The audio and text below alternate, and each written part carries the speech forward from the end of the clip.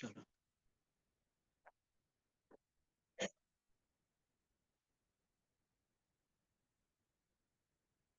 अ, जय जिनेन्द्र। सबको आवाज आ रही है मेरी? जय जिनेन्द्र। जय जिनेन्द्र। हाँ, सबको आवाज आ रही है ना? हाँ पंडित जी आ रही है। ओके ओके, ठीक है। सभी अपना माइक जो है वो ऑफ कर दीजिए, म्यूट कर दीजिए।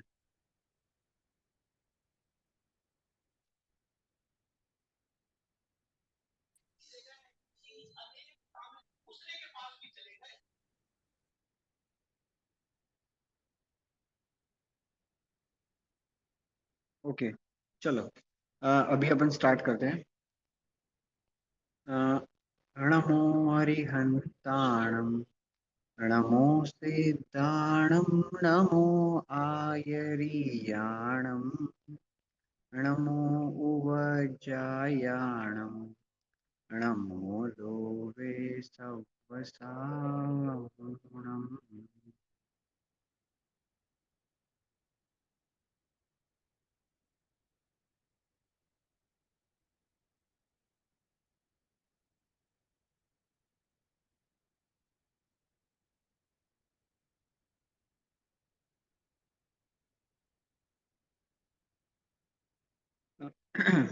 तो अपना जैन सिद्धांत प्रवेशिका का विषय चल रहा है।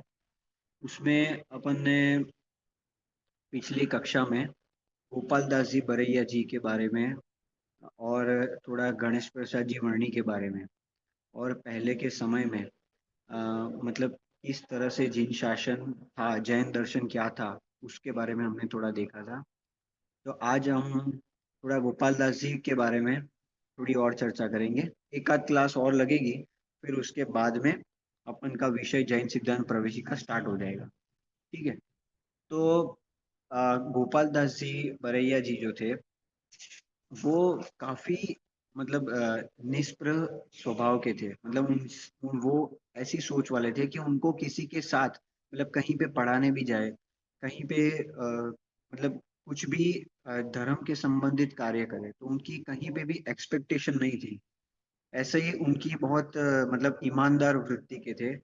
आज तक मतलब जब जब तक वे जहां जहां भी पढ़ाने जाए तो वहां पे उन्होंने एक रुपया भी कहीं से भी नहीं लिया। सिर्फ और सिर्फ किराया का पैसा लेते थे। मतलब जहाँ से उनको ट्रैवल करना हो तो सिर्फ और सिर्फ किराया का पैसा लेते थे, बाकी अन्य कोई भी नहीं। एक जगह ऐसा हुआ कि वो प्रवचन करने के लिए कुछ दिन गए थे और उसके बाद प्रवचन पूरा होने के बाद आ, वहाँ के जो मतलब जो मेन जो लोग होते हैं, ट्रस्टी या और लोग, उन्होंने मिलकर उनको एक लिफाफा दिया। फिर उन्होंने लिफाफा घर पे जाके उन्होंने ओपन किया तो जो किराया था उससे थोड़ी ज़्यादा अमाउंट थी। तो उन्होंने वो जो ज़्यादा अमाउंट थी वो मनी ऑर्डर के माध्यम से उन्होंने उनको वापस भेज दिया। ठीक है। तो मतलब ऐसी उनकी एक सोच थी। फिर अपन एक बात करें कि एक बार क्या हुआ था कि वो विद्यालय में पढ़ाते थे। मोरेना में उनका एक खुद का विद्यालय था। ठीक है। तो वहाँ पे अ, उनकी पत्नी ने उनकी पत्नी ने वहाँ पे जो विद्यालय के अंदर जो वर्कर काम करते थे, तो पुस्तक के लिए पुस्तक के अंदर लिखा है बढ़ई, मतलब मिस्त्री बोलते हैं ना, मिस्त्री जो लकड़े का काम करता है। तो लकड़े का काम करने के लिए विद्यालय में आया हुआ था। तो उनकी पत्नी ने उनसे लकड़े के खिलौने बनवाए अपने बच्चे के लिए।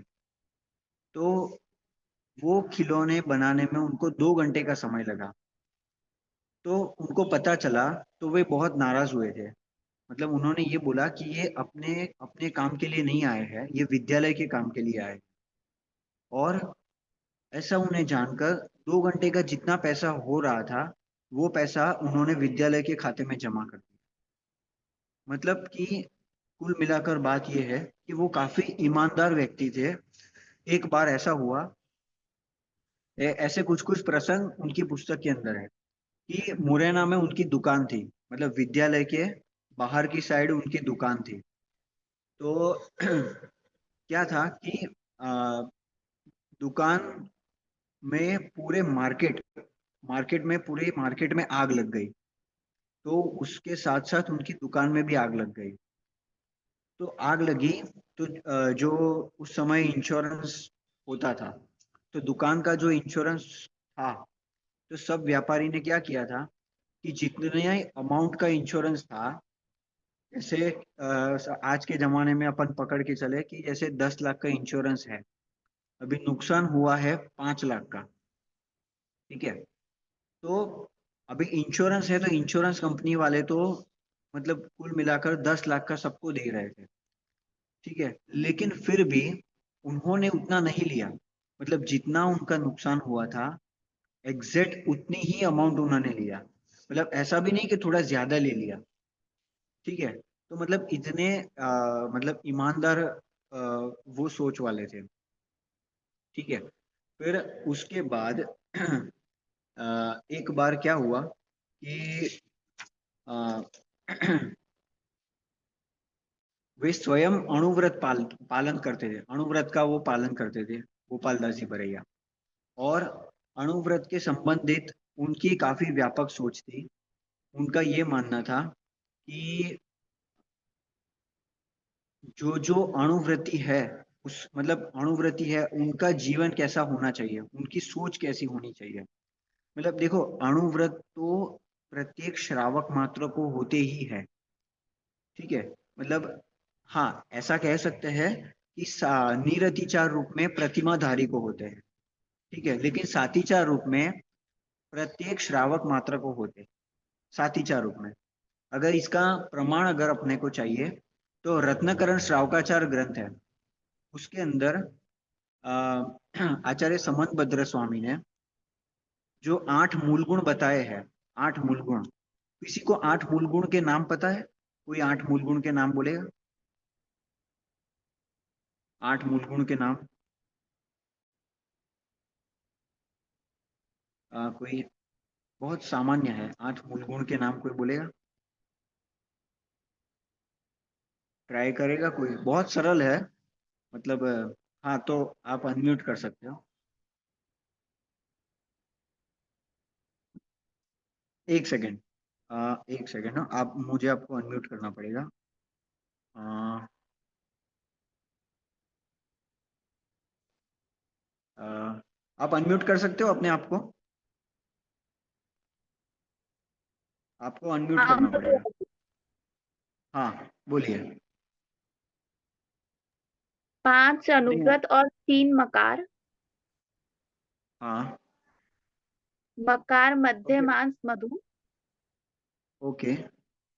और अनुव्रत में अहिंसानुव्रत, अचौर्यानुव्रत, ब्रह्मचर्यानुव्रत, परिग्रह परिमाणव्रत और सत्यानुव्रत। ओके। ओके। और ये आपका जो वन प्लस जो आपने नाम लिखा है, आपका नाम वन प्लस GM 1901 जो है, वो भी आप कुछ बोल रहे थे? आप कुछ बोल रहे थे? आ, ठीक है। और कोई ट्राई करेगा? अणुव्र 8 8 मूल गुणों के नाम, कोई और? आ, योगिता जी, आपको आइडिया आएगा? हाँ, जय जिनेन्द्र। हाँ। बोलो क्या? हाँ, बोलिए। हाँ, निशंकित, निकांक्षित, हाँ। हाँ, निर्विचिकित्सांग, वो नहीं नहीं, वो वो एक्चुअली क्या है, वो 8 अंग है। वो अंग सम्यक दर्शन के 8 अंग है। है। हाँ हाँ, ओके। हाँ, 8 मूल गुणों के नाम, मतलब ये बहुत अच्छा। कोई और? 8, हाँ, उसमें 3 मध्य मास। मधु। हेलो, हाँ, हाँ, मधु, मध्यम मास। मध्य मधु। मास मधु और 5 उदंबर फल। यस। ओके। हाँ ओके। बहुत बढ़िया। ठीक है। ये आचार्य अमृत चंद्र आचार्य की जो पुरुषार्थ सिद्धि उपाय जो ग्रंथ है, किसी ने नाम सुना है? हम पुरुषार्थ सिद्धि उपाय जी भैया। इसमें हाँ। 8 मूल गुणों के अलग-अलग तरह से भी दिए हुए हैं ना, 2-3 तरह के 8 मूल गुण दिए हुए हैं ना? यस। हाँ, देखो श्रावक में कई आचार्यों की बहुत सारी अपेक्षाएं हैं 8 मूल गुणों की। जैसे इन्होंने बताया 5 उदंबर फल और और 3 3 मकार। मकार और एक इसमें 5 उदंबर फल और ये हिंसा, झूठ, चोरी, कुशील, परिग्रह आ जाएंगे। यस, ऐसे भी आते हैं। फिर पता है आचार्य समंतभद्र स्वामी की विवक्षा ऐसी है कि 5 अणुव्रत, ठीक है, और मध्य महासर्व मधु, इस तरह से, मतलब इस तरह से 8 होते हैं। जी। और आ, और भी मतलब और भी कई सारी अपेक्षा है। जैसे सागर धर्मामृत की अपेक्षा अलग है कि इसमें 5 को अलग एक से लिया है, ठीक है, उसमें फिर बहुत डिटेल हो जाएगा, तो अभी उसमें अपन नहीं जाते हैं। तो उनका कहना ये है कि अणुव्रत जो होते हैं, अणुव्रत वो प्रत्येक श्रावक मात्र को होते हैं। तो अणुव्रत मतलब कौन कौन से होते हैं? अहिंस 5 पाप जो है ना, 5 पाप, ठीक है, उसको एक देश त्याग, 5 पाप का एक देश त्याग करना, उसको बोलते हैं अणुव्रत, ठीक है। तो उसमें हिंसा हिंसा मतलब अहिंसाणुव्रत, ठीक है, फिर सत्याणुव्रत, अचौर्याणुव्रत, फिर परिग्रह परिमाण व्रत और ब्रह्मचर्याणुव्रत। इस तरह से 5 अणुव्रत होते हैं। तो गोपाल दास जी का ये कहना है कि जिनको भी अणुव्रती बनना है उनको निर्भीक, मतलब निर्भीक का मतलब होता है फियरलेस, फियरलेस बनना पड़ेगा। लोग मेरे बारे में क्या सोचेंगे, अगर ये मैं सोचने लग जाऊंगा तो मैं आचार्य की और जिन शासन की बात पे चलना मेरा मुश्किल हो जाएगा। क्योंकि आज के जमाने में अगर लोग क्या कहेंगे, अगर ये हम सोचेंगे, तो हम जो जिन शासन में शास्त्रों में जो आगम में जो लिखा है उसको फॉलो करना बहुत मुश्किल हो जाएगा। तो मतलब उसके लिए फियरलेस चाहिए, उस उनका विल पावर बहुत स्ट्रांग चाहिए, ठीक है। जैसे अपन सामान्य बोले कि कोई बोले कि आप रात्रि भोजन के त्यागी है, तो किसी को बोलने में भी कई बार हिच मतलब हिचकिचाहट होती है कि नहीं नहीं नहीं, उतना नहीं है, हमें उतना त्याग नहीं है, हमें तो थोड़ा बहुत चलता है। ऐसा नहीं होना चाहिए। हमारे अंदर इतनी दृढ़ता होनी चाहिए कि हम सही बात कर रहे हैं, मतलब हम सच्ची बात को फॉलो कर रहे हैं। तो उसमें हमारे अंदर डर नहीं होना चाहिए, ठीक है। मतलब भले ही लोग क्या सोचेंगे, अगर हम कहने में हमें डर नहीं होना चाहिए, ठीक है, मतलब फियरलेस होना चाहिए। तो हम सारे मतलब जिन शासन की बात को सही से अपने जीवन में फॉलो कर पाएंगे, मान पाएंगे, श्रद्धान कर पाएंगे, ठीक है। तो उनका मानना ये था कि निर्भीक होना चाहिए, अणुव्रती। फिर दूसरा उनका ये सोच था कि जॉब नहीं करता हो, मतलब ये उनकी एक थोड़ी हटके सोच है कि भाई जॉब नहीं करता हो, क्योंकि जॉब में क्या होगा, सामान्य रूप से ये सोच है कि भाई जॉब करता हो तो उनको जो उनके जो बॉस है वो बोलेंगे कि भाई आपको तो 7 बजे या 8 बजे घर पे जाना है, तो फिर शाम का भोजन कैसे हो पाएगा, ठीक है। और और भी मतलब कई बार आपको जब 10 लक्षण का दिन हो, 10 लक्षण के दिन चल रहे हो या पर्व के दिन चल रहे हो, अष्टमी चतुर्दशी है या मतलब कुछ ना कुछ है, तो यदि आपको फॉलो करना हो तो आपको छुट्टी नहीं मिल पाएगी, ठीक है। फिर आपको मतलब ऐसे ऐसे कहीं ना कहीं, क्योंकि आप किसी के ऊपर अधीन है, मतलब जो वो जो कहेगा उस तरह से अपन को फॉलो करना पड़ेगा। तो जॉब में ये दिक्कत आ सकती है। तो बिजनेस जब हो तो क्या हो सकता है कि भाई चलो अभी अभी नहीं, 10 दिन के लिए अपन को बंद रखना है, या फिर 3-4 दिन के लिए यात्रा पे जाना है, आज अष्टमी चतुर्दशी है, आज थोड़ा जल्दी बंद करना है, तो कोई अपने ऊपर कंट्रोल करने वाला नहीं हो। तो ये उनकी सोच थी।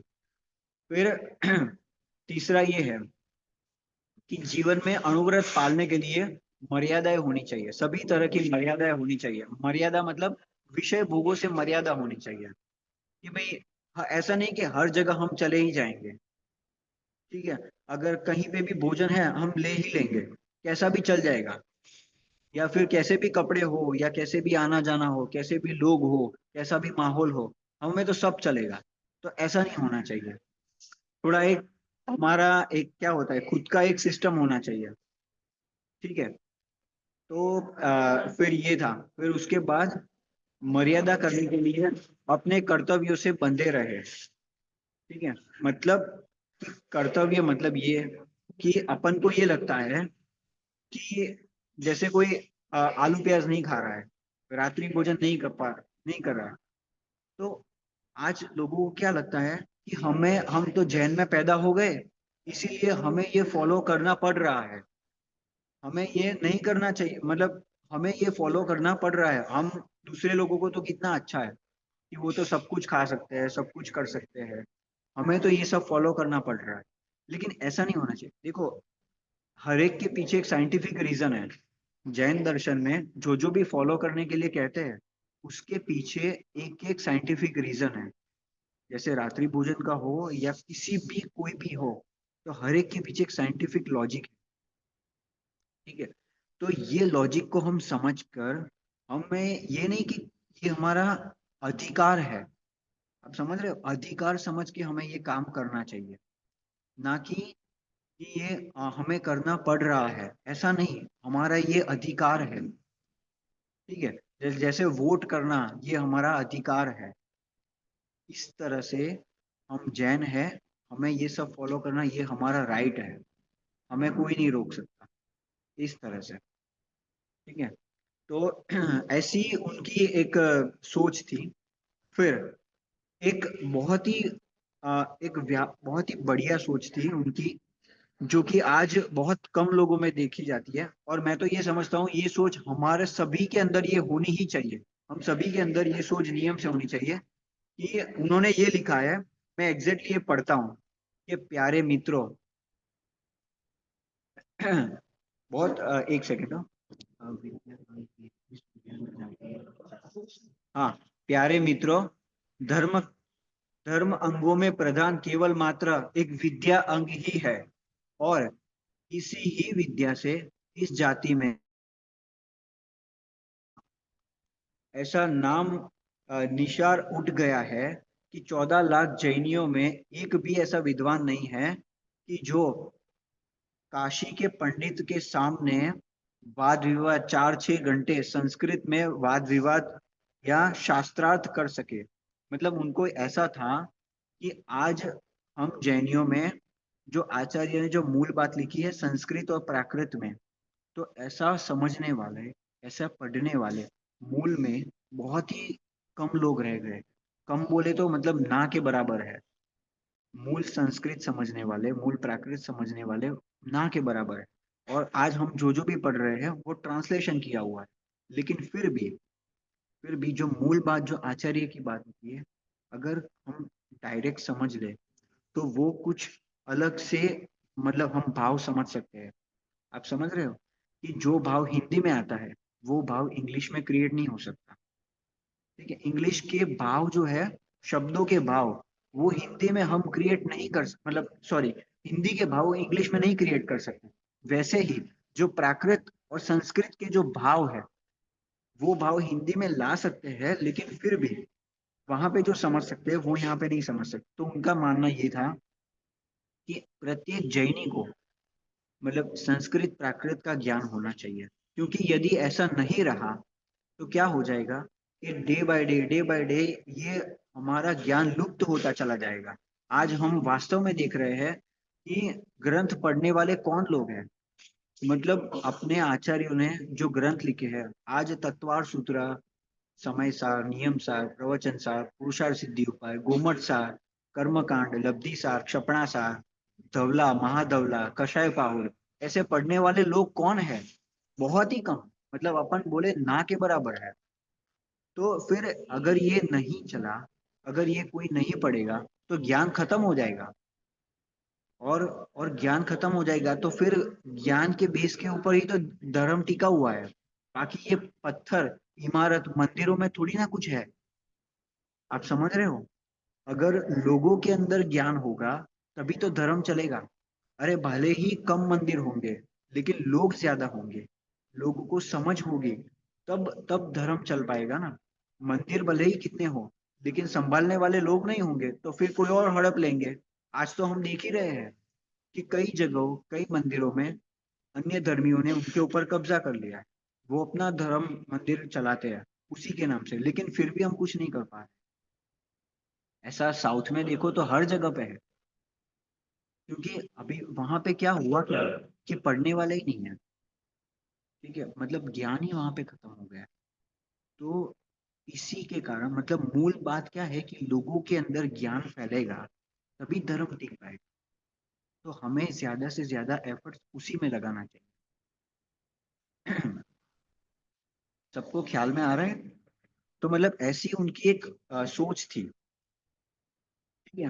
फिर एक देखो पहले के जमाने में, आज से मतलब कुछ साल पहले ऐसा होता था कि जो मतलब अपन थोड़ा स्टार्टिंग से बात करें ना, आदिनाथ भगवान से, तो जब भरत राजा थे, राजा भरत, भरत चक्रवर्ती का नाम किसी ने सुना है? राजा भरत चक्रवर्ती, वो कौन थे पता है? इनके पुत्र थे। इनके पुत्र थे भरत चक्रवर्ती राजा। आदिनाथ तीर्थंकर भगवान की। आदिनाथ थे। यस, आदिनाथ भगवान के पुत्र थे। ठीक है। अभी क्या हुआ, उनको भी ऐसी चिंता हुई कि जब तीर्थंकर नहीं रहेंगे तब ये जिन शासन कौन चलाएगा, किस तरह से चलेगा। हमेशा तो तीर्थंकर का समूसरण नहीं रहेगा, हर जगह नहीं बन पाएगा। तो फिर उनको ऐसी चिंता हुई। तब उन्होंने एक उपाय सोचा कि कुछ ऐसे लोगों को हम ढूंढे कि जिनका जीवन एकदम शुद्ध सात्विक हो, और वे धर्म को पढ़े और अन्य को पढ़ाए। तो जिनका जीवन ऐसा होगा वही अन्य को पढ़ा पाएंगे। तो इसके लिए उन्होंने एक उपाय किया कि पूरे नगर में एक क्या बोलते हैं सामान्य भाषा में, ढिंढोरा पिटाया कि भाई सबको राजा भरत ने अपने महल में बुलाया है। अभी महल में एंट्री के पास में उन्होंने एक पूरी घास बिछा दी, घास, हरी घास जो होती है ना, वो बिछा दी। अभी उसमें से कई सारे लोग उसके ऊपर चल के निकल गए, लेकिन कुछ ऐसे लोग थे शुद्ध सात्विक विचार वाले, सही सोच वाले, उन्होंने बोला हम इसके ऊपर कैसे चले, हम इसके ऊपर नहीं चल पाएंगे। तो भरत राजा को उनको देख के बहुत महिमा आई, और उन्होंने ऐसे लोगों को बोल दिया कि अब से आपको कहीं पे भी कमाने की, खेती करने की या कुछ भी काम करने की कोई आवश्यकता नहीं है। आप तो स्वयं सिर्फ और सिर्फ पढ़ो। ठीक है, आप पढ़ो और समाज में अन्य लोगों को आप पढ़ाओ। बस आप सिर्फ और सिर्फ यही काम करो। आपके पैसों की पूरी जिम्मेदारी मैं खुद उठाता हूँ। जीवन के जीवन निर्यापन की पूरी जिम्मेदारी मैं उठाता हूँ। इस तरह से उन्होंने एक ब्राह्मण वर्ण की स्थापना की उस समय। और उन्होंने फिर आदिनाथ भगवान से पूछा कि मैंने ये ब्राह्मण वर्ण की स्थापना की, क्या ये मैंने सही किया? तब दिव्य ध्वनि में ऐसा आया, आदि पुराण में ऐसा मिलता है कि आपने बहुत अच्छा किया है, लेकिन यही ब्राह्मण वर्ग आगे चलकर दुष्ट हो जाएंगे। मतलब आज हम देखते हैं कि ब्राह्मण लोग जैनियों को इतना पसंद नहीं करते। ठीक है, और अभी तो उतना ज्यादा नहीं है, लेकिन जब आज से 300 साल पहले की अपन देखें ना, तो वो बहुत ऐसा चलता था। ऐसे कई सारे प्रसंग है। तो मतलब कुल मिलाकर बात ये थी कि हमें समाज में एक ऐसी व्यवस्था बनानी चाहिए कि मतलब कि जो विद्वान जो होते हैं वो, उनको अगर कमाने में वो पूरा लग जाएंगे, पैसा कमाने में पूरा लग जाएंगे, तो फिर वो पढ़ेंगे कब? और पढ़ेंगे नहीं तो फिर किसी को क्या पढ़ाएंगे? और पढ़ाएंगे नहीं तो फिर जिन शासन की प्रभावना आगे कैसे चलेगी? ठीक है। तो ये ऐसी उनकी एक मतलब सोच थी। और अपन देखे ना तो देखो आ, ये क्या बोलते हैं, ऐसे जो तीर्थ बोलते हैं ना, तीर्थ, तीर्थ, तो तीर्थ दो प्रकार के गए हैं। सोमदेव सूरी जो हो गए हैं, विद्वान हो गए, तो उन्होंने बोला कि तीर्थ दो प्रकार के हैं। एक है ग्रंथ, हम जो वो तीर्थ, जो जगह की तीर्थ है ना, वो तो सिर्फ एक जगह ही है, लेकिन एक तीर्थ ऐसा है कि जो ग्रंथ है, मतलब जिनवाणी, उनको तीर्थ, तीर्थ का मतलब है कि जो हमें तारे, हमें दुख से तारे, उसको बोलते हैं तीर्थ। ठीक है, तो तीर्थ मतलब पहला तीर्थ बोले तो उन्होंने कहा जिनवाणी। और दूसरा तीर्थ ऐसा है कि जो हमें जिनवाणी को समझाए, मतलब कि मतलब ग्रंथ पढ़ाने वाले विद्वान। ठीक है, तो आज से कुछ सालों पहले ऐसी परंपरा चलती थी कि जो सेठ साहूकार लोग जो होते थे, वो ऐसे जो विद्वान लोग होते हैं ना, मतलब जो पढ़ाते हैं, उनको वो कुछ ना कुछ देते थे। और वे जो विद्वान लोग थे, ब्राह्मण या विद्वान, तो वो समाज में सबको संस्कारित करते थे। आज जैसे हम अपन स्कूल बोलते हैं ना, स्कूल, तो पहले ऐसे स्कूल वगैरह, मतलब ऐसा कॉमर्शियल स्कूल नहीं था कि भाई बिल्डिंग है फिर एडमिशन, ये सब नहीं था। पहले ये सब समाज के ही लोग थे, ब्राह्मण वगैरह, तो उनको साहूकार लोग पैसे देते थे और वे खुद संस्कारित होते थे और अपने समाज के बच्चों को भी उसी तरह से पढ़ाते थे। तो ऐसी एक परंपरा चलती थी और सच में ऐसी ही होनी चाहिए। क्योंकि क्या होगा कि अगर इससे क्या है कि इससे फायदा कब हुआ पता है अपन को, कि जब जब मुगल शासन आए, जब मुगल शासन आए, फिर ये बौद्धों ने जब जैनियों को ऊपर आक्रमण किया, और अन्य अन्य लोगों ने भी आक्रमण किया, तब पता है क्या था, मुगलों ने जब मुख्य रूप से अपन बोले तो सबसे ज्यादा, आज से 700-800 वर्ष पहले, वैदिकों और मुगलों, उनका काफी मतलब जोर था। तो अपने जैनियों में उतना उनको हिला नहीं पाए। ठीक है, क्योंकि उसका मूल कारण ये था कि अपने जो पंडित जो होते थे ना, मतलब जो ब्राह्मण या पंडित जो जैन जैन के जो थे, वो मंत्र तंत्र अच्छे से जानते थे, और इससे उन्होंने अपने धर्म की रक्षा की, अपने ग्रंथों की रक्षा की। इस तरह से उन्होंने अपनी मतलब विरासत को उन्होंने बचाया। तो इस तरह से मतलब ये परंपरा होनी चाहिए। अगर अपन एक एग्जाम्पल देखें कि अ, पंडित टोडरमल जी का नाम सुना है, पंडित टोडरमल जी, पंडित, तो पता है एक टाइम ऐसा था कि उनकी आर्थिक परिस्थिति जो थी वो उतनी अच्छी नहीं थी। तो इसी कारण वो अ, मतलब एक सिंघाड़ा करके एक गांव है जयपुर के पास में, तो वहां पे वो मुनीम की नौकरी करते थे। तो पूरा दिन वो वहीं पे ही रहते थे, जबकि वो थे एक अच्छे विद्वान, लेकिन आर्थिक परिस्थिति नहीं होने के कारण उनको वहां पे रह के काम करना पड़ता था। तो ब्रह्मचारी रायमल जी ने उनको देखा ऐसे काम करते हुए, तो उनको बहुत दुख हुआ कि इतना बड़ा विद्वान और कुछ पैसों के लिए ये उनका टाइम इसी इसी में जा रहा है, किसी के व्यापार चलाने में जा रहा है। तो उन्होंने जयपुर के कुछ मतलब सेठ लोगों को उन्होंने निवेदन किया कि ये बहुत बड़े विद्वान हैं और समाज का बहुत कल्याण हो सकता है उनसे। तो सभी लोगों ने उनकी बात मानी और उनको जयपुर वापस ले आए, और वहां पे उनकी आजीविका एकदम निश्चिंत कर दी। ठीक है, और आजीविका निश्चित करके उन्होंने फिर ग्रंथ लिखन का कार्य किया। इससे उन्होंने मोक्ष मार्ग प्रकाशक, फिर गोमटसर जीवकांड, फिर कर्मकांड, फिर लब्धिसार, फिर पुरुषार्थ सिद्धि उपाय, ऐसे ग्रंथों की उन्होंने स्वयं टीका की है। ठीक है, पर ये सब कब हुआ? ये सब इतना आसान काम नहीं होता, उसके लिए पढ़ना भी पड़ता है और बहुत समय भी चाहिए। अभी वो जॉब ही करते होंगे तो ऐसा हो पाता? ऐसा नहीं हो पाता। ठीक है, तो मतलब ये बात है।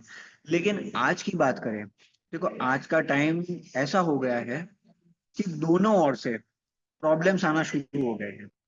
पहले ये था कि सेठ लोग किसी विद्वान को देते थे तो उनको नीचा नहीं समझते थे, अरे उनको अपने समान समझते थे कि इनका काम है कि वो जैन दर्शन को, हमारी जिनवाणी को, हमारे बच्चों को वो पालते हैं, संस्कारित करते हैं, समाज को संस्कारित करते हैं। अगर संस्कार नहीं है तो बाकी कोई मतलब नहीं।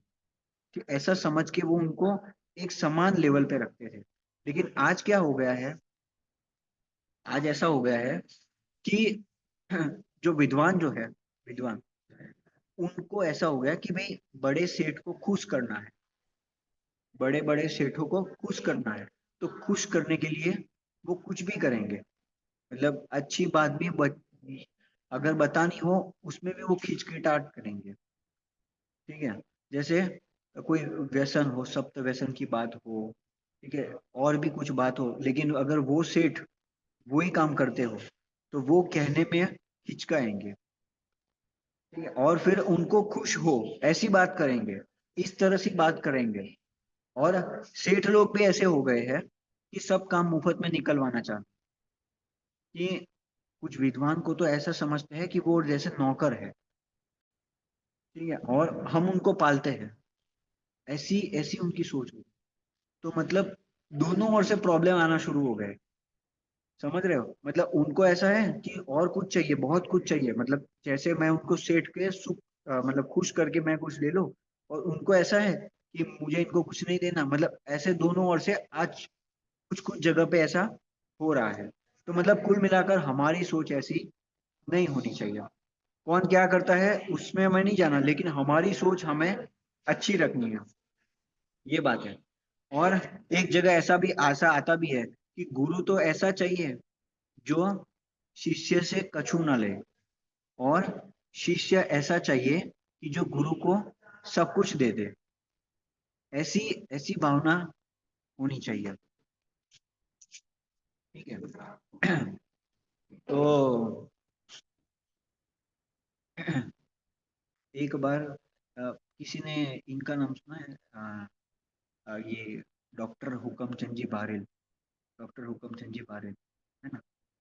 तो एक बार क्या हुआ कि फतेहपुर, फतेहपुर एक गुजरात में एक जगह है, पंच गुजरात में, ठीक। तो वहाँ पे क्या था, एक पंच कल्याणक। तो पंच कल्याणक में ऐसा हुआ कि वहाँ एक श्रेयांश प्रसाद जी करके एक सेठ, तो उन्होंने ऐसा कहा कि यदि आप 1 करोड़ मांगते हो समाज से, तो मंदिर आदि बनाने के लिए, तो बहुत बड़ी बात हुई। मतलब उन्होंने कुल मिलाकर ये कहा कि आप समाज से, हमें कुछ फंड चाहिए, मतलब धर्म के काम के लिए, तो आप समाज से अगर मांगते हो तो आपका प्रभाव ज्यादा पड़ेगा। आप समाज से अपील करो कि ये इतना पैसा दे। तो डॉक्टर हुकमचंद जी बारिल ने ये बोला कि मेरा काम है जिनवाणी को पढ़ना और जिनवाणी को पढ़ाना। मैं किसी से भी पैसा नहीं लूंगा, कभी भी ना ही मैंने लिया है, मतलब अपील करूंगा उसके लिए, और ना ही मैं किसी को बोलूंगा। तो मतलब बात ये है, अगर किसी ने दिया तो फिर मुझे क्या होगा कि उनके प्रति एक स्नेह भाव बन जाएगा, और उससे क्या होगा कि मैं कुछ अच्छी, मतलब कुछ बात बोलनी है, अगर उनके अंदर वो दोष होंगे तो मैं नहीं बोल पाऊंगा।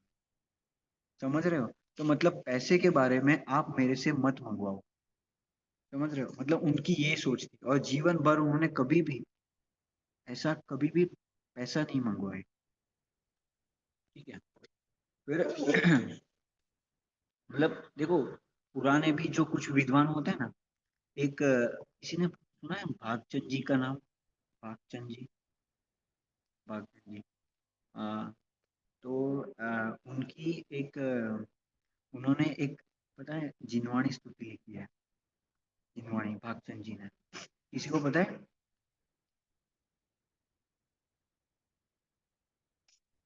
आ, ठीक है, चलो अभी अभी अपन आएंगे। तो एक बार क्या हुआ कि वो किसी काम से जयपुर गए थे, जयपुर में।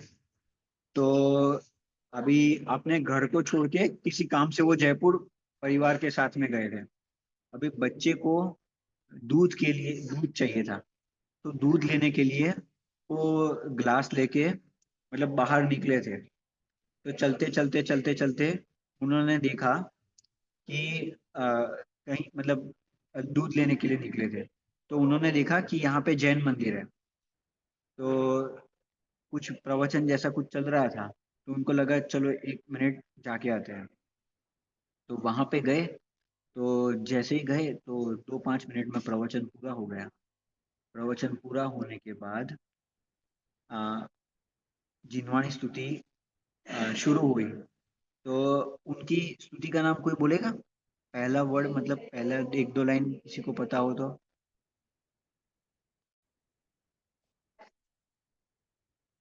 साची तो गंगा यह वीतरागवाणी, ये वाली। अभी छिन्न निज धर्म की कहानी। हाँ, ठीक। तो ये वाली स्तुति थी, और जबकि उन्होंने खुद ने लिखी है। तो पहले के टाइम में इतने फोटोज वगैरह इतने प्रिंट नहीं होते थे कि सबको पता चल जाए कि भाई फेस देख के कि भाई ये इन्हीं ने ही लिखी है। समझ रहे? मतलब नाम शायद पता हो, लेकिन फेस से रिकॉग्नाइज करना उतना मतलब वो नहीं था। तो कोई जिनवाणी बोलते बोलते अटक गया। तो अटक गया, तो फिर जहां से अटका, तो 2 मिनट के लिए कोई नहीं बोला। फिर इन्होंने बोला कि भाई, फिर इन्होंने पूरी स्तुति पूरी की। तो स्तुति पूरी की, फिर सबको लगा ये कौन है, कौन है, कौन है, मतलब किसी को आया नहीं, तो इन्होंने स्तुति पूरी की। तो उन्होंने अपना मतलब परिचय बताया कि ये स्तुति मतलब हमने लिखी है ये सब। पर उनके हाथ में जो ग्लास था ना, वो ग्लास उन्होंने छिपा दिया, क्योंकि अगर ये ग्लास किसी को बोलते कि भाई दूध मैं लेने निकला हूं, तो कोई भी व्यवस्था कर देगा। तो उनको वो नहीं चाहिए था, मतलब कोई, और फिर कोई पैसे भी नहीं लेता, फ्री में हो जाती, तो उनको वो भी नहीं चाहिए था। तो इसीलिए उन्होंने मतलब किसी को बताया भी नहीं, मतलब ऐसी निष्प्रह भावना थी। समझ रहे हो? मतलब समाज से कोई एक्सपेक्टेशन ही नहीं। किसी को समझ में आ रहा है? कोई क्वेश्चन हो तो कभी भी आप पूछ सकते हो। ठीक है। फिर किसी ने बुदरदास जी का नाम सुना है? बुदरदास जी। पता है, पहले एक टाइम ऐसा था कि उनकी फाइनेंशियल कंडीशन मतलब बहुत वीक थी। जो दिल्ली है ना, दिल्ली, दिल्ली में लाल किला का मंदिर है। लाल किले के सामने जो मंदिर है ना, लाल मंदिर, तो लाल मंदिर के पास में वो बाहर मतलब आटे बेचा करते थे। आटा, सिर्फ और सिर्फ आटे की दुकान। दुकान भी नहीं, मतलब रास्ते पे ही आटे बेचा करते थे। तो एक बार कोई व्यक्ति आया, और मतलब जब कराग नहीं होता था तो वे पढ़ते ही रहते थे, पढ़ते ही रहते थे। तो कोई व्यक्ति आया और सामने 15 मिनट तक खड़ा रहा, आधे घंटा खड़ा रहा, 1 घंटे तक खड़ा रहा, 2 घंटे तक खड़ा रहा। तो उन्होंने आंख उठाकर भी नहीं बोला। तो 3 घंटे तक वो खड़े रहे, और फिर भी उन्होंने उनकी और देखा नहीं। तो फिर उन्होंने बोला कि आप, मैं यहाँ पे कब से खड़ा हूँ, तो आप मेरी सामने तो देखिए। तो बोल रहे हैं कि नहीं, मैं, अगर आपको चाहिए तो आप कुछ बोल देते, और मैं तो अपना पढ़ने का काम कर रहा हूँ। तो उनकी जो पढ़ाई में जो एकाग्रता थी, जिनवाणी की पढ़ाई में जो एकाग्रता थी, वो देख के उन्होंने ऐसा बोला कि आप हमारे साथ आगरा चलिए। ठीक है, मतलब मूल में बात यह है कि पहले के टाइम में सब मतलब ऐसे विद्वान हुआ करते थे। ठीक है।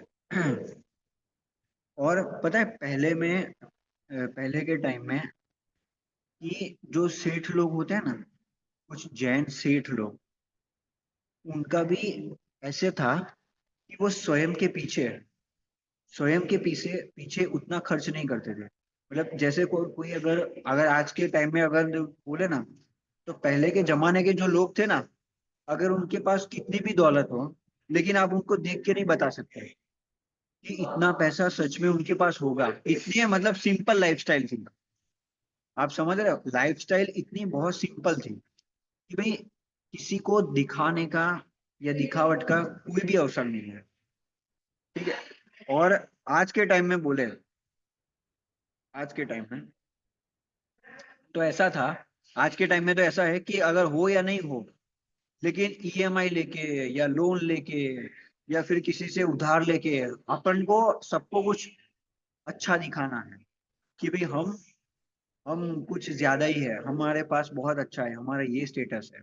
स्टेटस मेंटेन करने के लिए भी लोन लेते हैं, समझ रहे हो? मतलब अगर कोई बोले कि भाई आईफोन लेना है, ठीक है, या मतलब कोई बड़े बड़े खर्चे करने हैं, फॉरेन ट्रिप्स है, महंगे महंगे कपड़े, ऑनलाइन शॉपिंग करते हैं, तो मतलब अगर हो या नहीं हो, लेकिन अच्छा अच्छा दिखाने के लिए लोगों से, या फिर नहीं भी हो लेकिन फिर भी चलते ही जा रहे हैं, मतलब अपने पीछे खर्च ज्यादा करते हैं। और पहले के टाइम में ऐसी सोच नहीं थी।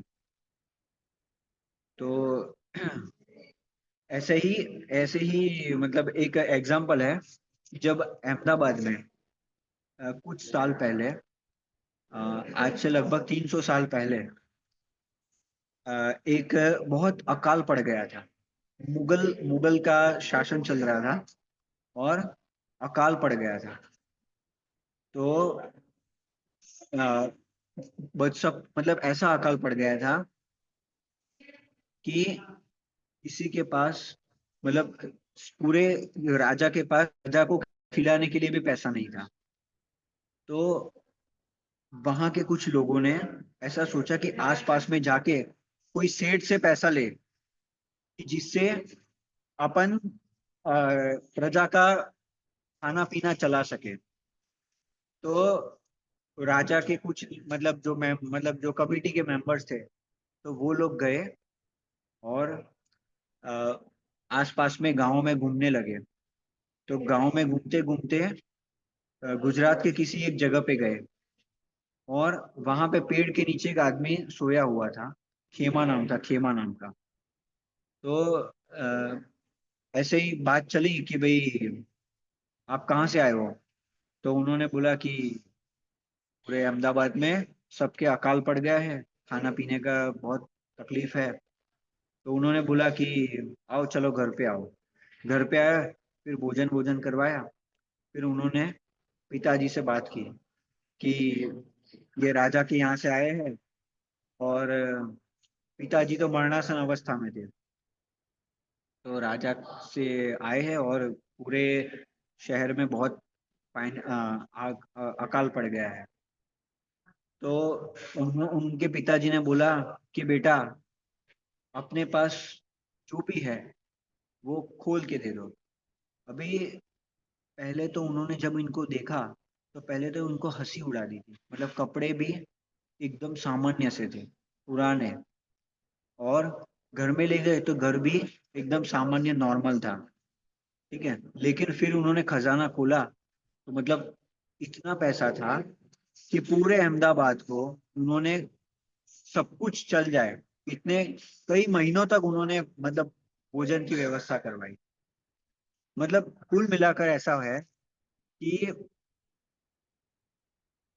हम हमारी भी सोच है ना, सच में बोले तो हमारी सोच भी ऐसी होनी चाहिए कि भाई हम स्वयं के पीछे इतना ज्यादा खर्च नहीं करें, नॉर्मल खर्च करें।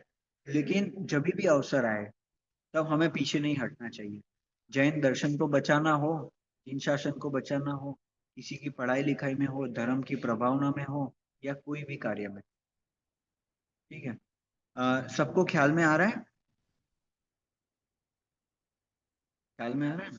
कोई प्रश्न हो तो आप पूछ सकते हैं। फिर संस्कार के क्षेत्र में गोपाल दास जी की एक ऐसी सोच थी कि उस समय क्या था, इंग्लिश मीडियम का ट्रेंड चल पड़ा था कि भाई अंग्रेजों के बारे में जीवन चरित्र पढ़ना, अंग्रेजों का ये सब पढ़ना। तो गोपाल दास जी का ऐसा मानना था एजुकेशन सिस्टम के ऊपर, कि उनका ऐसा मानना था कि सच में पढ़ाई हो तो हमारे भारतीय महापुरुषों की पढ़ाई होनी चाहिए बच्चों में, ठीक है। आज जो कोई रॉबर्ट, या फिर कोई मतलब फॉरेन के जो भी कुछ राजा महाराजा हुए, या फिर उनके कुछ भी हो, तो उनकी पढ़ाई से हमें हमारे बच्चों को उतना संस्कार नहीं मिलेगा, ठीक है। सच्चा संस्कार तो हमारे भारतीय महापुरुषों की पढ़ाई करेंगे तभी मिलेगा। तो उनका ये मानना था। फिर आ, एक बार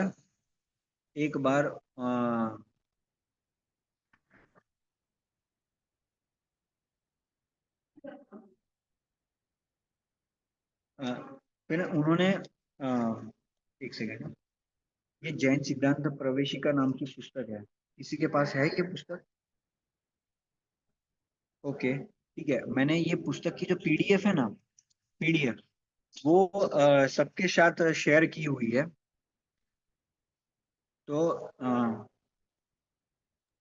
ये जो नहीं जी, मेरे पुस्तक पास नहीं है ये कहाँ मेरे से पास मिले? नहीं है।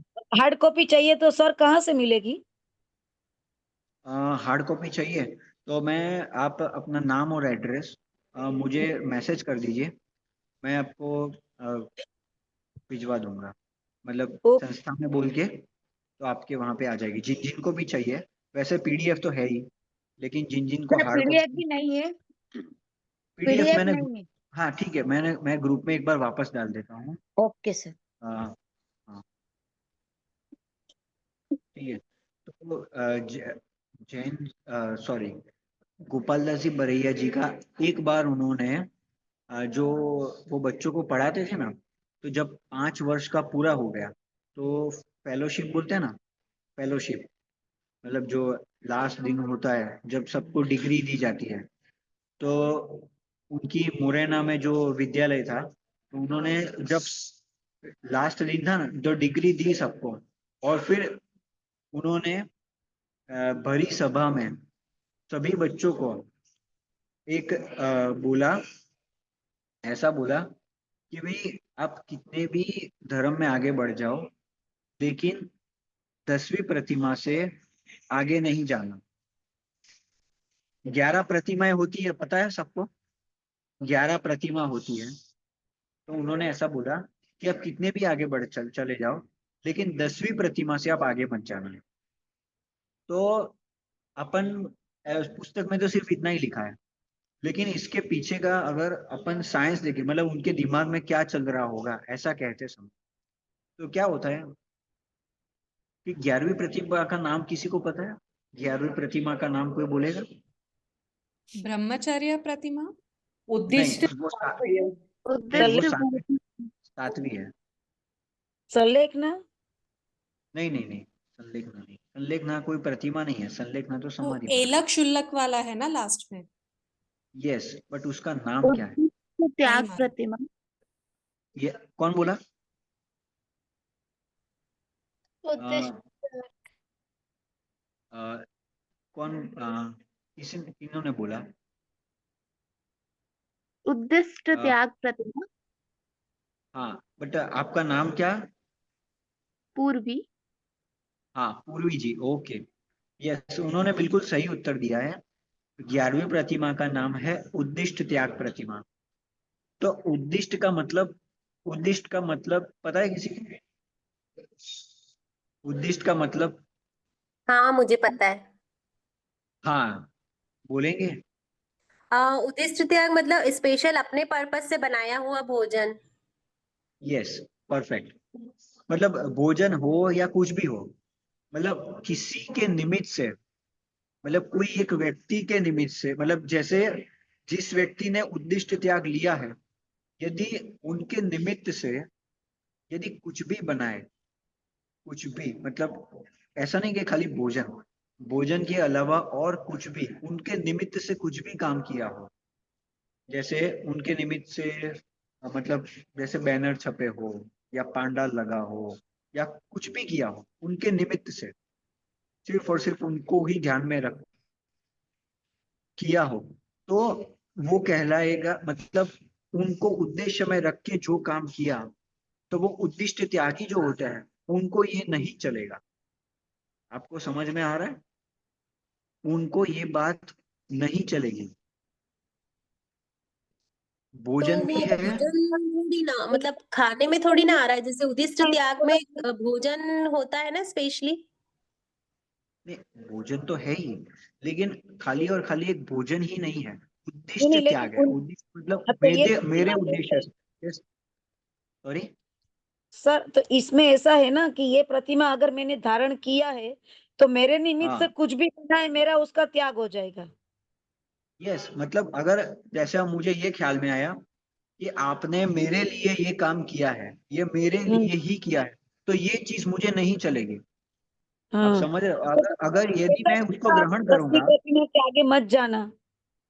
हाँ यस, यदि मैं उसको ग्रहण करूंगा तो उसका मतलब क्या हुआ कि वो फिर चीज रिपीट होगी, फिर वो श्रावक लोग होंगे, वो वही बात को रिपीट करेंगे, समझ रहे हो? हम्म हम्म तो वो श्रावक लोग रिपीट करेंगे, और यदि मैंने यूज किया तो, लेकिन मैंने यूज नहीं किया तो फिर नेक्स्ट टाइम से ये काम नहीं होगा। मतलब उद्दिष्ट त्यागी जो होते हैं, तो वो अपने निमित्त से बनाया हुआ कुछ भी वो नहीं लेते। तो उन्होंने ये बताया था कि 10वीं से आगे इसीलिए नहीं जाना क्योंकि भावुकता में आकर यदि आपने ले लिया तो आपको जीवन चलाना बहुत मुश्किल हो सकता है।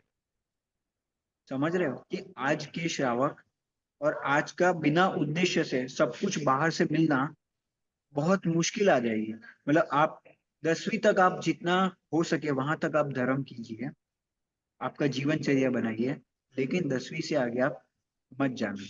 ऐसा उन्होंने अपने जितने भी शास्त्री मतलब जो आए थे उन्होंने उनको बोला। ठीक है। तो ये बात है। सबको समझ में आया? इसमें किसी को कोई डाउट है? आपने 2 पीडीएफ भेजे ग्रुप में, एक जैन सिद्धांत प्रवेशिका, एक लघु जैन सिद्धांत प्रवेशिका, तो अभी आप कौन सा पढ़ाने वाले हैं? जैन सिद्धांत प्रवेशिका ये वाली, मतलब ये लघु वाली नहीं है, उसके अलावा जो है ना वो वाली। हाँ जी, तो वो 2 भेजे थे ना आपने, तो कंफ्यूजन हो रहा था, लघु जैन सिद्धांत हाँ प्रवेशिका और जैन सिद्धांत यस, प्रवेशिका। हाँ हाँ हाँ, वो एक्चुअली लघु इसलिए मैंने भेजा था कि उसमें लघु में क्या था, गोपाल दास जी के बारे में थोड़ा डिटेल्स में मतलब लिखा हुआ था। तो अगर किसी को पढ़ना हो तो वो उसमें से पढ़ सकता है, बाकी अपन चलेंगे इसी में से चलाएंगे, ये वाली पुस्तक में से जो, हाँ बराबर। और किसी को कुछ उद्दिष्ट त्याग में कुछ डाउट है? मतलब जैसे चश्मा भी हो गया या और कुछ भी हो गया, तो मतलब मेरे निमित्त से बनाया तो वो मुझे नहीं चलेगा। इसका ठीक है पहला जो, चैप्टर द्रव्य गुण पर्याय वाला ही है ना सर? यस यस बिल्कुल सही है, द्रव्य गुण ठीक है, पर्याय वाला ही है। ठीक है। ये अपन कब से चालू करेंगे? बस ये अपन मैं समझता हूँ नेक्स्ट क्लास से स्टार्ट हो जाएगा। आज की क्लास में अगर यदि एक सेकेंड, मुझे एक पीडीएफ शेयर करनी है। अ, अपने पास अभी टाइम है। एक ये जो जैन सिद्धांत प्रवेशिका वाली है ना, तो कोई मैं किसी को होस्ट कैसे बनाऊं, मुझे आता भी नहीं। अगर मुझे किसी को होस्ट बनाना है, कोई पीडीएफ शेयर कर पाएगा? मतलब मैंने जो ग्रुप में डाली है, तो यदि स्क्रीन पे लाना हो, क्योंकि सबके पास अगर नहीं होगी तो कोई स्क्रीन पे ला पाएगा आप शेयर भैया करके? लैपटॉप से कर रहे हैं क्या? हाँ आप हाँ, मैं लैपटॉप मतलब आईपैड से कर रहा हूँ। ठीक है, आप वो ओपन करिए और वहां पे शेयर स्क्रीन का ऑप्शन रहता है जूम पे, आप वो क्लिक करेंगे तो सबको दिखाई देगा। शेयर ओके, स्क्रीन पहले आप वो खोल दीजिए पीडीएफ और फिर शेयर स्क्रीन करिए। एक सेकेंड। पहले इसमें मुझे ये वाली पीडीएफ डालनी पड़ेगी। हम्म,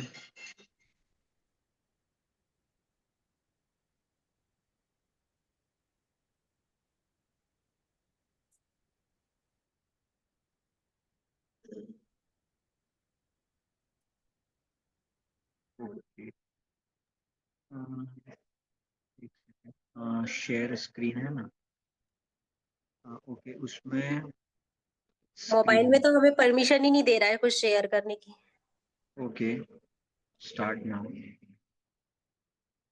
ओके, पहले आप पीडीएफ खोल लीजिए भैया, फिर डायरेक्ट वो स्क्रीन आप क्लिक कर सकते हैं। ओके, ये दिख रहा है सबको? जी भैया। हाँ, हाँ भैया। दिख रहा है ना? हाँ ओके दिख चलो, हाँ आ गई पीडीएफ। पीडीएफ आ गई, चलो बढ़िया है। अभी यहाँ पे प्रस्तावना में और बाद में यहाँ पे उनका एक लेख है, वो अपन को पढ़ना है। गोपाल दास जी ने, ये गोपाल दास जी का है। और यस, धर्म और धर्मोपदेश के पात्र, सबको दिख रहा है? हाँ जी, दिख रहा है। ओके, तो ये नीचे लास्ट में लिखा है गुरुवर गोपाल दास वरैया उन्नति लेख स्मृति हाँ जी। ग्रंथ पृष्ठ 210। तो उन्होंने ये अपना लेख लिखा था, तो ये मैं पढ़ता हूँ। कोई और पढ़ेगा इसमें? कोई एक एक सेकेंड। मैं पढ़ूं? हाँ, एक आप पढ़िए। पढ़ना क्या है? हाँ, ये जब तक हमारे जब तक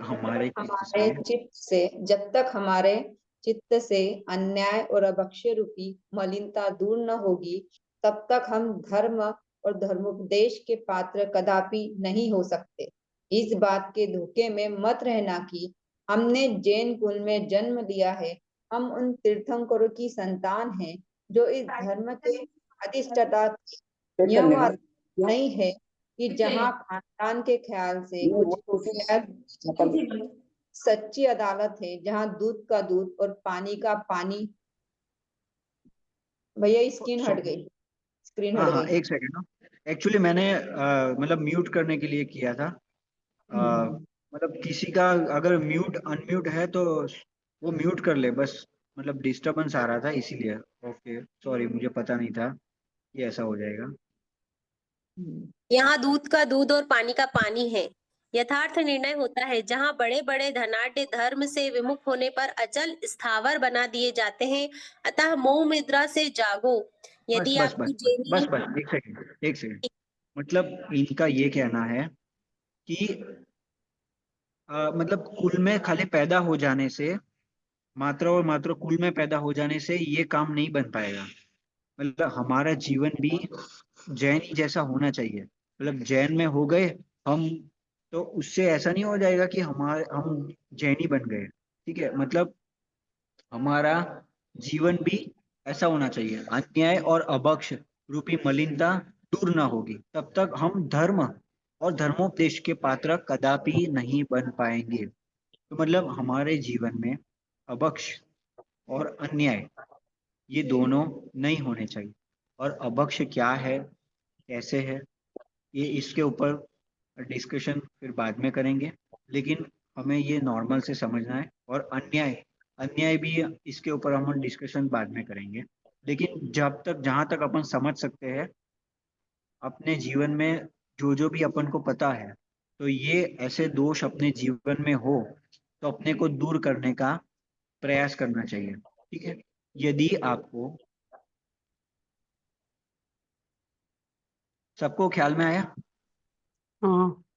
हाँ, जहाँ खानदान के ख्याल से कुछ रियायत की जाए वह सच्ची अदालत है। जहाँ दूध का दूध और पानी का पानी यथार्थ निर्णय हो जाता है। जहाँ बड़े बड़े धनाढ्य धर्म के विमुख होने पर अचल स्थावर जीव बना दिए जाते हैं। आप समझ रहे हो? मतलब कि जो पता है, कोई राजा ने, किसी ने वो राजा वाली स्टोरी सुनी है कि मुनिराज ने ऐसा बोला कि राजा मर के विष्टा में कीड़ा बनेगा। किसी ने सुना है वो स्टोरी? एक मुनिराज की, मुनिराज की, सुनिए एक, सुनिए। हाँ, तो मतलब राजा का जीव, समझ रहे हो? राजा मतलब उनके नीचे कितने लोग होंगे, बट पूरा गांव या पूरा नगर उनके अंडर में है, इतना बड़ा जीव। ठीक है, और आज के जमाने में अपन बोले तो कोई चीफ मिनिस्टर या प्राइम मिनिस्टर बोल सकते हैं। तो इतने बड़े जीव भी विस्टा के अंदर कीड़े बन गए, समझ रहे हो? और यहाँ तक कि हो गए कि कीड़े तो बन गए, फिर उन्होंने पता है क्या बोला था कि जब मैं विस्टा के अंदर कीड़ा बन जाऊं, तो उन्होंने उनके बेटों को बोला था कि तुम मुझे मार देना। ठीक है, लेकिन जब वो मतलब उनकी मृत्यु होने के बाद मुनिराज ने बोला था ऐसी ऐसी जगह पे, यहाँ पे इस तरह से वो कचरा होगा, वहां पे वो कीड़ा बनेगा। तो वहां पे वो गया और उन्होंने देखा तो ऐसे थे। तो फिर उनके बेटे ने उनको मारने का प्रयास किया, लेकिन वो बार बार अंदर चला जाता था, मतलब कचरे के अंदर चला जाता था, विष्टा के अंदर, समझ रहे हो?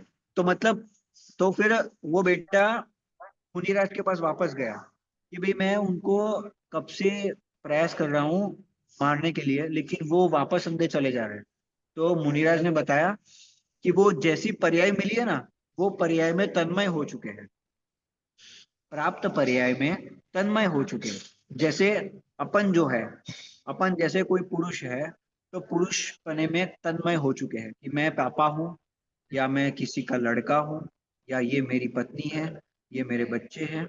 तो उसी उसी में अपन क्या हो चुके हैं, तन्मय हो चुके हैं। लेकिन वास्तव में अपन ना ही किसी के पापा है, ना ही किसी के बेटे हैं, ना ही कोई हमारा है। हम तो क्या है, हम तो जीव है और कहीं से आए थे और कहीं पे जाना है, ठीक है। ना ही इस जगत में कुछ मेरा है, और ना कुछ था, ना है और ना रहेगा।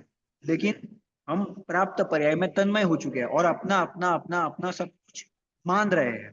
तो ये हमारी क्या है, विपरीत मान्यता है, ठीक है। तो यहाँ पे ये गोपाल दास जी इसके बारे में बताते हैं कि यदि विषय कषाय में अपन उलझे रहे, विषय भोगों के अंदर टिपटे रहे, तो कर्मों को दया नहीं है। कर्म हल्की प्रकृतियों का बंध होगा, पाप प्रकृतियों का बंध होगा, और जब वो उदय में आएगा तो फिर ऐसी ऐसी गति में चले जाएंगे। मतलब जो श्रेणिक राजा राजा का जो जीव है, श्रेणिक राजा का जीव, वो आज नरक में है, ठीक है। और फिर वो उसके उनके बाद फिर वो तीर्थंकर भी होने वाले हैं। तो मतलब कर्म का ऐसा चक्कर है कि पाप किया तो हरे को भुगतना पड़ेगा। तो मतलब पहले पाप किया तो उसकी वजह से वो नरक में है, फिर बाद में वो क्षायिक सम्यक दृष्टि हो गए, तीर्थंकर प्रकृति का बंध कर लिया, तो अभी भविष्य में वो पहले तीर्थंकर होने वाले हैं। तो मतलब ये सब कुछ है। तो हमें अपना विचार करना है कि भाई यदि हमने इसी इसी में उलझे रहे तो हमारे साथ भी ऐसा होगा, ठीक है। फिर बाद में यदि आपको अभी जो पढ़ रहे थे वो पढ़ सकते हैं। सॉरी, एक सेकेंड।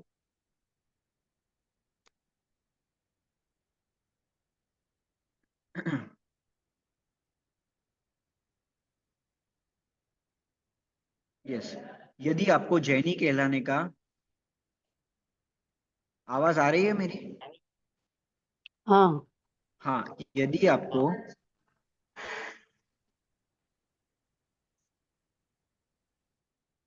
कोई पढ़ रहा है? आप पढ़े हम बताइए भैया, मैं पढ़ूँ भैया? हाँ, पढ़िए। यदि आपको जैनी कहलाने का अभिमान है, यदि आप अपने को उन ऋषि और तीर्थंकरों की संतान समझते हैं जिनके उज्जवल चारित्र का यश दशों दिशाओं में व्याप्त हो रहा था, और यदि आपको अपने जैन धर्म की उत्तमता का कुछ भी गर्व है, तो सबसे पहले अपने को धर्मोपदेश का पात्र बनाओ। यह अन्याय अभक्ष्य सेवन का कलंक धो डालो। क्या तुमको इस बात की कुछ भी लज्जा नहीं आती कि हम जैनी होकर मांस मदिरा मिश्रित अस्पताल की औषधि कैसे ग्रहण करते हैं? क्या तुमको इस बात की शर्म नहीं आती कि हम उत्तम कुलीन होकर वेश्या तथा परस्त्री सेवन और रात्रि भोजन किस प्रकार करते हैं? हाँ, बस ठीक है। तो यहाँ पे इन्होंने क्या कहा कि जैनी कहलाने का अभिमान है और तीर्थंकरों की अपन संतान समझते हैं। तो क्या कहा कि कुछ भी लज्जा नहीं आती जैनी होकर मांस मदिरा मिश्रित अस्पताल की औषधि कैसे ग्रहण करते हो। मतलब यहाँ पे उनका सीधा इशारा है कि अगर लेटेस्ट भाषा में बोले तो एलोपैथी और होम्योपैथी की जो दवाइयाँ जो होती है जिसके अंदर अल्कोहल आता है, तो ऐसी दवाइयों का उन्होंने बोला कि ऐसी दवाइयों को तुम कैसे ग्रहण कर सकते हो। समझ रहे हो आप? सबको ख्याल में आ रहा है कि कोई डाउट है? हाँ नहीं ख्याल में आ रहा है कि टफ लग रहा है, कि कोई समझ में नहीं आ रहा है, ऐसा कुछ तो नहीं है? नहीं भैया, इजी है। है ना? नहीं आ रहा है समझ में।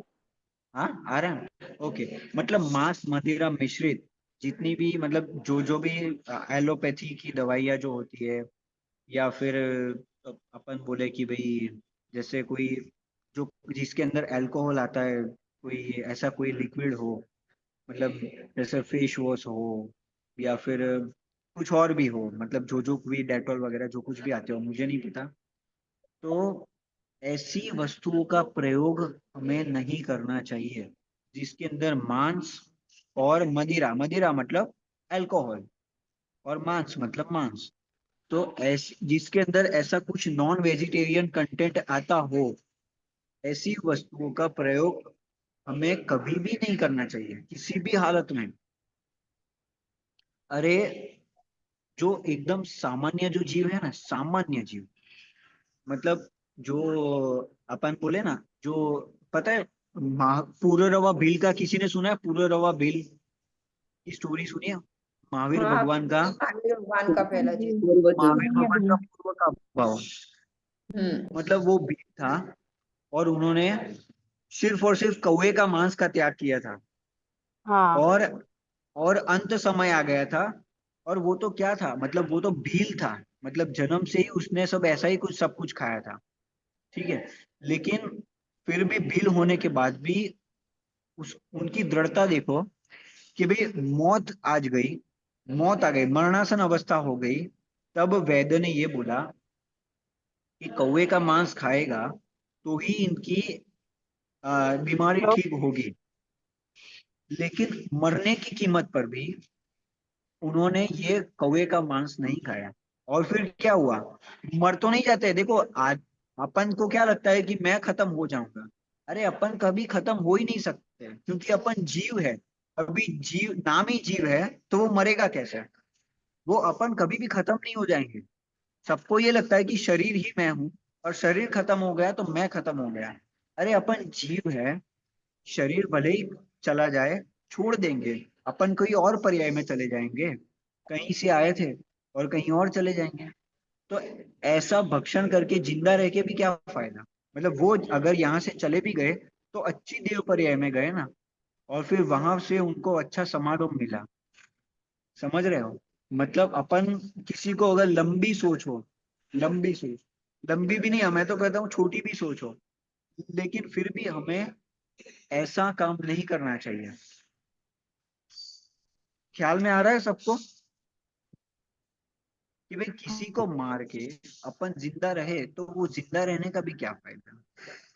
और अपन मर भी थोड़ी जाने वाले हैं, अरे अपन जीव है, मतलब मेरा तो जन्म ना ही हुआ है और ना ही मेरा मरण होगा। मैं तो अनादि अनंत चैतन्य स्वरूपी जीव तत्व हूं। यदि ये श्रद्धा हो गया तो यही तो सम्यक दर्शन है, इसके अलावा तो और कुछ है ही नहीं। समझ में आ रहा है? मतलब सम्यक दर्शन ही तो ये है कि अपन को जीव मान लेना, शरीर से हटकर अपन को जीव मानना, श्रद्धा करना, ऐसा ही जानना, यही तो सम्यक दर्शन।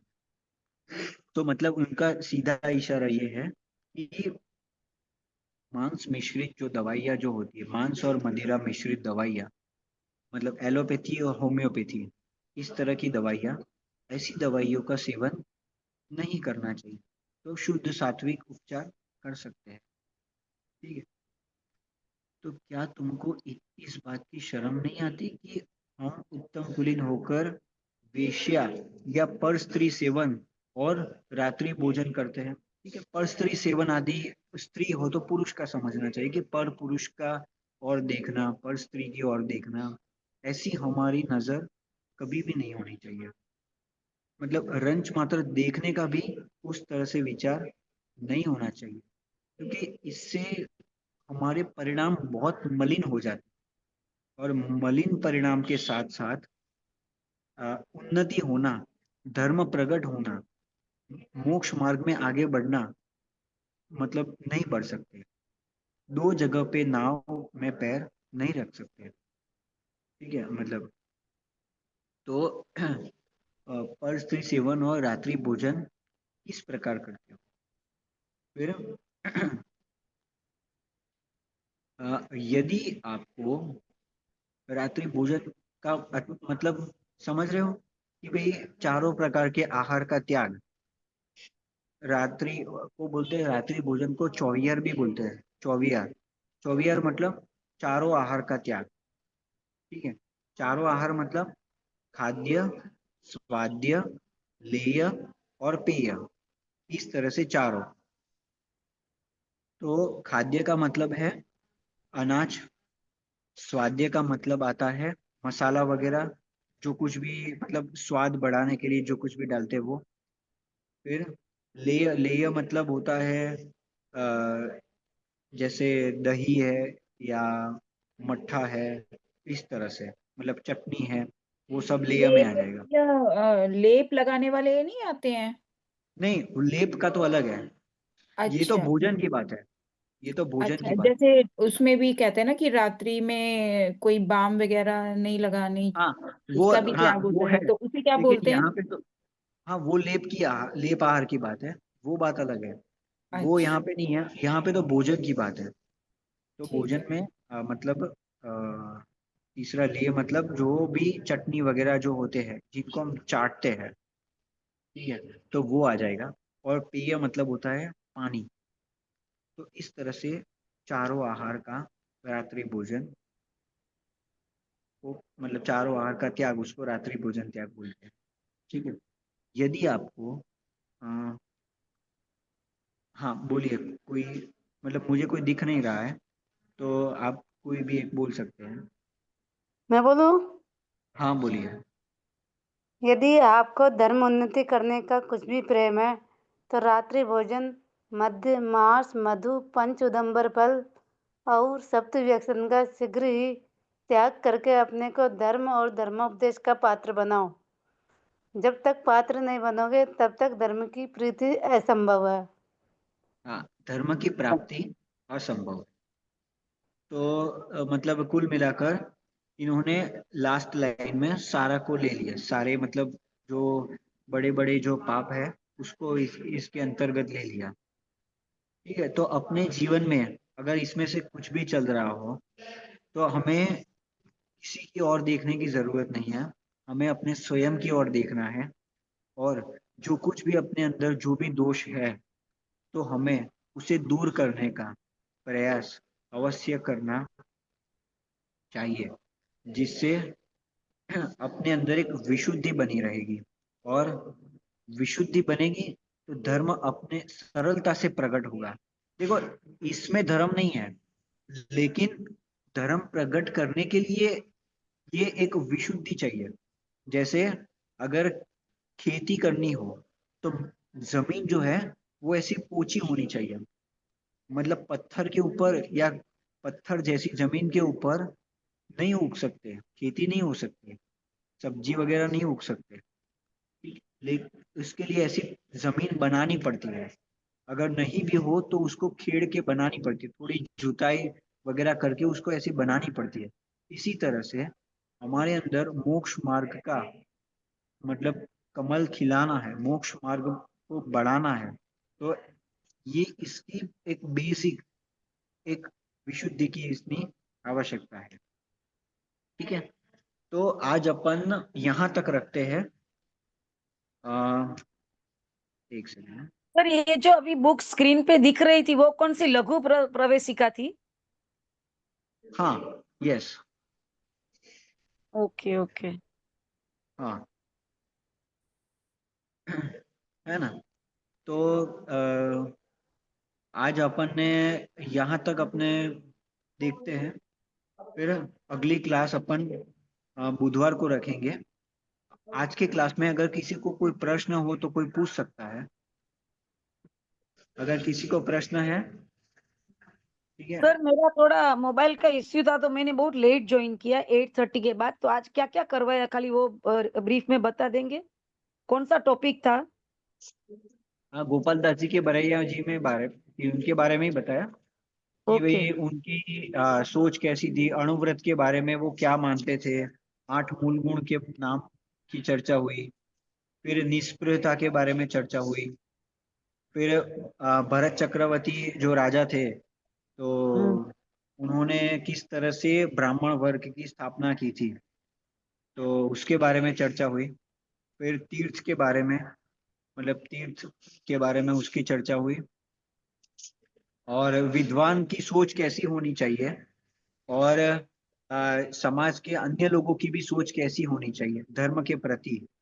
तो हमारी सोच उस तरह से सोच बनी रहे, निष्प्रह सोच बनी रहे। तो इतनी चर्चा हुई, और फिर लास्ट में हमने ये आर्टिकल को हमने ये पढ़ा। ठीक है, okay okay, thank you sir. तो अभी अपन जिनवाणी स्तुति कर लेते हैं।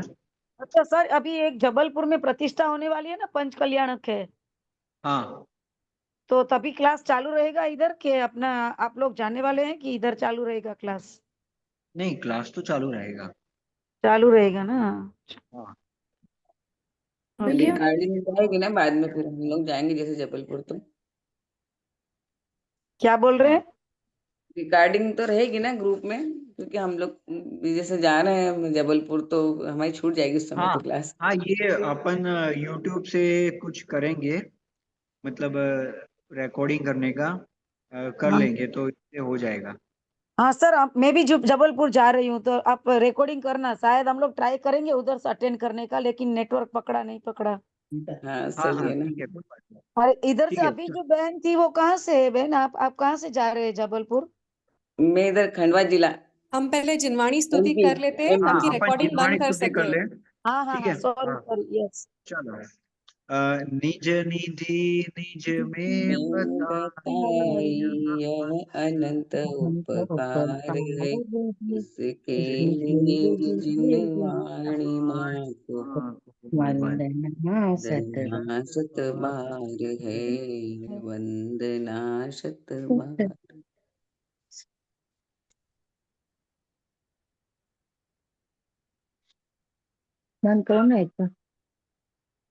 सर रिकॉर्डिंग स्टॉप कर दीजिएगा। हाँ।